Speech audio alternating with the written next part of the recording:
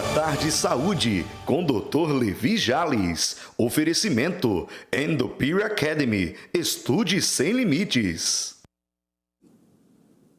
Pois bem, estamos de volta. Eu amo a quarta-feira, porque eu acho que o jornalismo, prestação de serviço, quando a gente pode associar as duas coisas, é bom demais. Na quarta-feira, a gente tem sempre o prazer de receber ele, que eu chamo com todo carinho, uma fera. A gente precisa sugar do conhecimento de Dr. Levi Jales e está aqui sempre com a gente. Boa tarde, mais uma vez, seja bem-vindo, viu? Boa tarde, Miguel. Boa tarde a todos os telespectadores. Hoje vamos ter o assunto sobre autismo. O mês de abril o Abril Azul, em comemoração à campanha, né, de conscientização do autismo.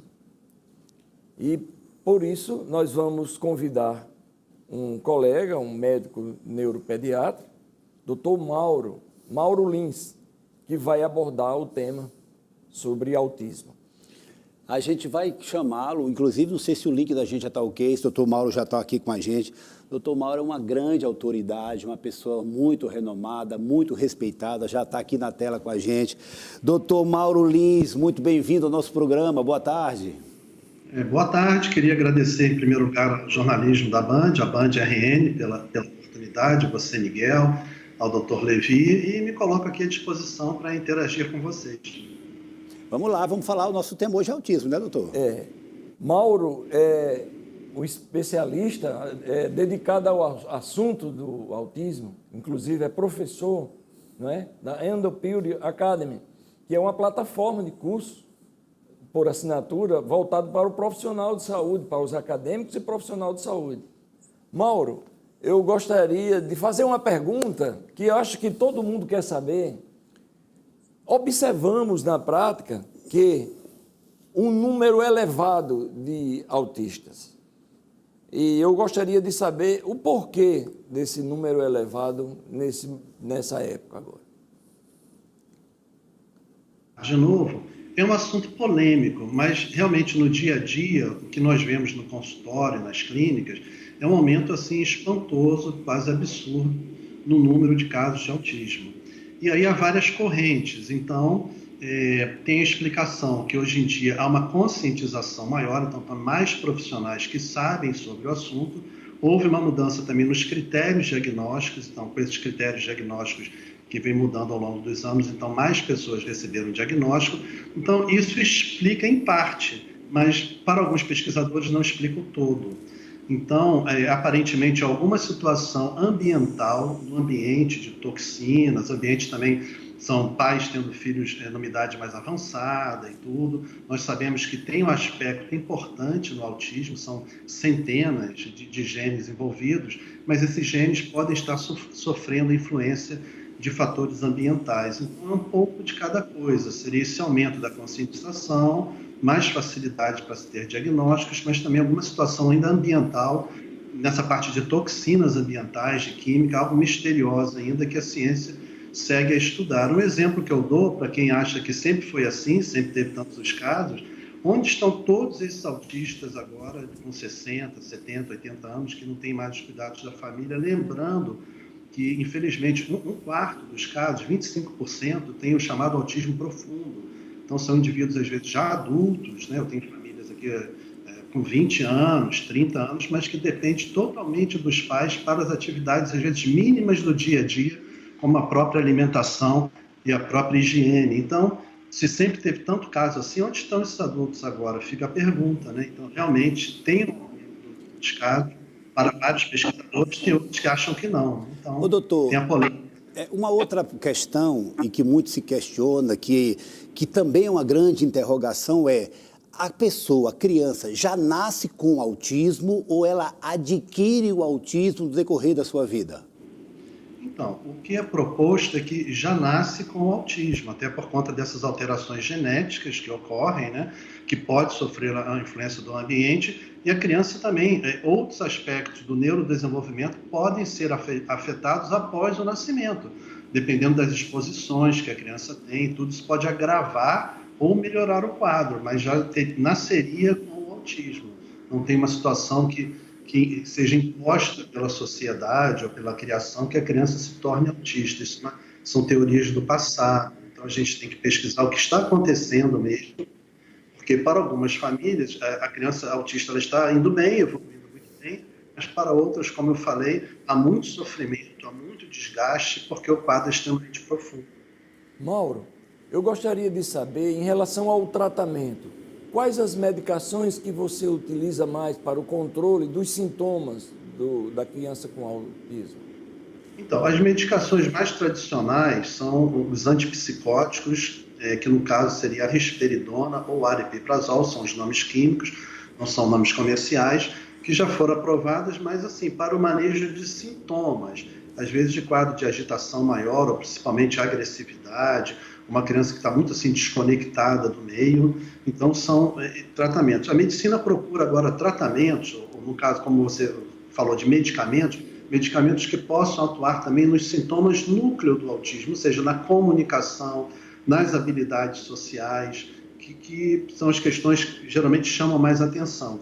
Então, há medicamentos em estudo para isso. Um deles, inclusive, é o canabidiol, que é derivado da cannabis, não é cannabis, é canabidiol, que é uma das substâncias retiradas de uma planta que tem centenas, alguns dizem até milhares de substâncias, e que eu, particularmente, e outros pesquisadores, têm bons resultados até nesses aspectos de comunicação e socialização. Não estou dizendo que seja um tratamento para todos, mas alguns se beneficiam muito, então fica uma luz no fim do túnel, fica uma esperança de novos tratamentos e há outros medicamentos utilizados. Agora, lembrando que o tratamento não é assim, o autismo do João, o autismo da Maria, é o João. Quem é o João? Ele não é só o autismo, ele não é definido por isso. O que mais ele está precisando? A Maria. Quem é a Maria? O que mais ela está precisando? Porque entra as terapias são fundamentais, um ambiente acolhedor, uma escola preparada, ou seja, são vários fatores envolvidos. E aí respeitar, né, doutor, essa questão da singularidade, como o senhor acabou de colocar, né? Cada caso é um caso. Inclusive, a Rita de Cássia Dias Reis está dizendo exatamente isso, que a partir do momento que o filho começou a ter o tratamento por canabidiol, mudou muito o comportamento, a reação dele é diferente, a forma como ele convive, a interação, que é uma das barreiras do autismo, mudou.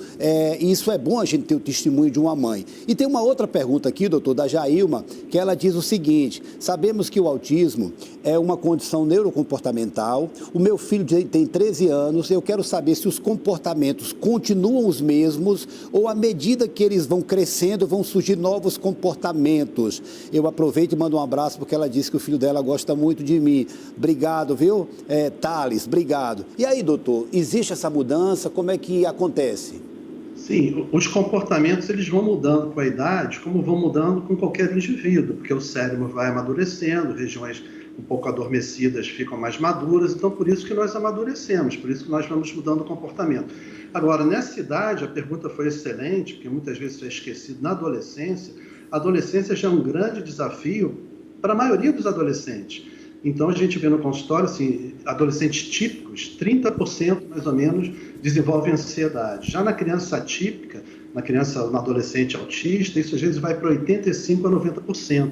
Então, a ansiedade preocupa bastante na adolescência e no adulto jovem, justamente porque ele quer a sensação de pertencimento, ele quer se entrosar, ele quer se comunicar melhor, mas ele não consegue. Mesmo aqueles que têm a linguagem verbal, que conversam e tudo, às vezes parece que os outros adolescentes falam uma outra língua, porque tem gíria, é o jeito de olhar, são posturas, enfim, outros artifícios da comunicação que aquele adolescente autista ele não consegue perceber, e com isso ele começa a ficar ansioso. É um tipo de bullying também que sofre, um bullying invisível, que é não ser chamado, simplesmente ser esquecido, ignorado. Isso também é um tipo de bullying, isso tudo vai somando. Então, muito cuidado na adolescência para dar um apoio adequado, porque a ansiedade algumas vezes chega a níveis extremamente elevados. Maravilha, doutor. Doutor, a gente tem um tempo aqui que ele é um pouco limitado, mas dentro da sua disposição, quando o senhor puder, eu sei que às vezes o senhor está pelo mundo afora, literalmente falando, pelo mundo afora, se a gente pode sempre trazê-lo aqui, provocá-lo, usar um pouco dessa sua inteligência, do seu estudo, para a gente levar um pouco de luz para quem tem pessoas com esse tipo de transtorno. Pode ser, doutor? Claro, desde já eu me sinto honrado com o convite, terei todo o prazer em participar. Tá bom, um forte abraço, muito obrigado pela sua participação hoje, tá, doutor? Agradeço novamente o convite, um abração para vocês. Mauro, você que vai participar do Congresso Internacional de Autismo nos Estados Unidos na próxima semana, veja o que você pode trazer depois para nos informar aqui na nossa região, o que há de mais moderno. Ótimo, terei todo o prazer em compartilhar com vocês. Eu acho que é muito importante o que vocês fazem para trazer mais informações para a família, informações de qualidade, e que bom que você tem esse canal aberto. Parabéns pela iniciativa. Obrigado. Obrigado, doutor. Gente, doutor Mauro Lins é a sumidade, tá? É um nome respeitado mundialmente. E é sempre um prazer, a partir do doutor Levi, que tem acesso a esse tipo de profissionais, trazê-lo aqui para que a gente possa enriquecer a discussão e levar para as pessoas que muitas vezes, né, doutor, tem dificuldade de lidar, tem uma criança ou um adolescente com esse transtorno, a gente poder levar respostas e amenizar, às vezes, a situação, não é isso? É muito importante a atualização médica, né? A atualização nos temas da saúde. Então, agradeço a todos também e até a próxima semana. Essa frase que ele disse, eu vou só pegar um gancho, atualização. O doutor está indo para um congresso nos Estados Unidos, você que é aluno, você que é profissional, gente, vamos nos atualizar. Nós temos a EduPure, que é a primeira plataforma de curso por assinatura voltada exatamente para a atualização dos profissionais da área de saúde. Esse mundo está girando e está atualizando muito rápido, são cursos novos, todo mês você tem lá o que estudar, não tem limites, enfim, assine, venha fazer parte desse pessoal que está aí o tempo todo, por dentro, atualizado. Não pense que o conhecimento de antes, às vezes, serve porque tem atualização. E isso é importante demais. Comece essa revolução com o seu conhecimento, tá? Faça parte desse time, dessa seleção.